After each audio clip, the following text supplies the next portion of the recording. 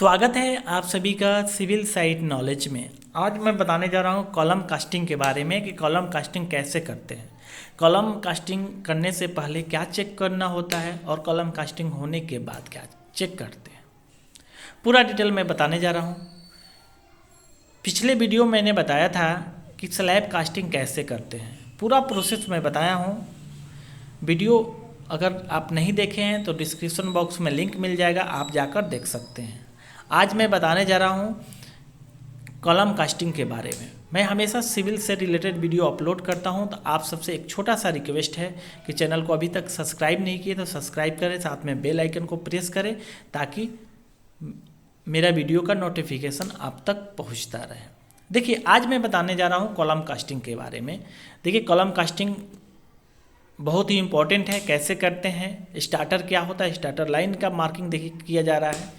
Column casting होने से पहले आपको steel reinforcement as per drawing, dia bar, इसका spacing, lapping length, lapping zone, ये सब पूरा चेक करते हैं। अगर आप नहीं जानते हैं लैपिंग क्या होता है, लैपिंग जोन क्या होता है, तो डिस्क्रिप्शन बॉक्स में लिंक मिलेगा, आप जाकर देख सकते हैं। देखिए, ये भी देखते हैं हुक जो बनाया गया है, हुक लेंथ चेक करते हैं, इसका स्पेसिंग चेक करते हैं और हुक कितने डिग्री पे बेंड किया गया, 135 डिग्री पे होना चाहिए बेंड। ध्यान दें, कंडक्टर जो बारबेंडर जो होते हैं बहुत अक्सर गलती करते हैं, 90 डिग्री पे बेंड कर देते हैं, जबकि ये गलत है। ये देख रहे हैं लगभग सभी 135 डिग्री पे है। आपको ये देखना बहुत ज़रूरी होता है। फिर जैसे ही आप स्टील रेनफोर्समेंट चेक करें तो कॉलम बॉक्स जो देख रहे हैं लगा हुआ है, तो कॉलम बॉक्स लगाने से पहले आपको कवर इसमें बीच में प्रोवाइड करें। कॉलम बॉक्स के बीच में ज़रूरी है कवर मिलना चाहिए। जैसे ये देख रहे हैं ना, तो इसमें कवर ब्लॉक पहले लगाइए, फिर कॉलम बॉक्स लगाइए और कॉलम बॉक्स लगाने के बाद सपोर्ट लगाइए। सपोर्ट लगा कॉलम को पहले कास्टिंग करने से पहले आपको चेक करना होता है, प्लम कर लीजिए। देखिए, कॉलम कास्टिंग जो हो जाता है ना, उसको आपको क्या करना है, क्यूरिंग करना है प्रॉपर। गनी बैग देख रहे हैं पूरा कवर किया गया है, तो आपको क्यूरिंग करना है। क्यूरिंग कभी नहीं छोड़ना है। स्लैब कास्टिंग होते ही स्लैब का क्यूरिंग करना है, मतलब ये 1 डेज बाद आपको, अगर समर सीजन है तो आप तो 3-4 घंटा बाद मॉइस्चर करके गनी बैग भिगा के उस पर डाल सकते हैं, लेकिन आप ऐसा कर सकते हैं 24 घंटे के बाद क्यूरिंग करना स्टार्ट कर दीजिए। और ध्यान दें, ये कॉलम को आप ध्यान से देखिए, ये टचअप किया गया, देखिए आपका टचअप इसलिए किया गया है कि जब हम प्लस्तर करें ना तो उसमें बॉन्ड है, प्लस्तर और कॉलम के बीच में आरसीसी गैप में बॉन्ड है। ओके, देखिए जितने भी कॉलम हैं आपका पूरे गनी बैग से कवर है। आप भी जब भी घर बनाएं या आप साइड पे हैं तो इस पे ध्यान दें।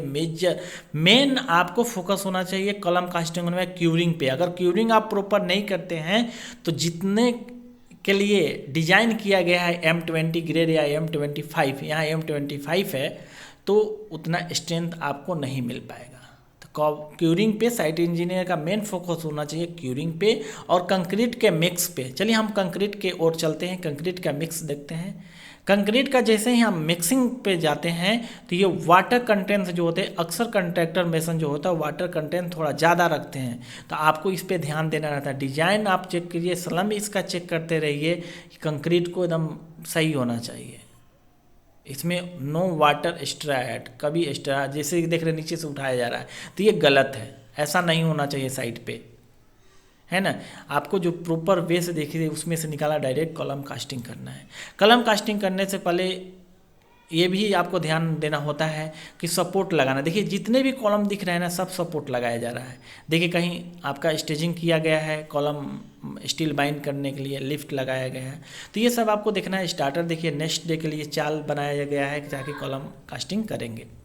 ओके, इतना आपको ध्यान देना है। स्टील रेनफोर्समेंट जरूर ध्यान दीजिए, इसका स्पेसिंग ध्यान दें, स्टार्टर ध्यान दें।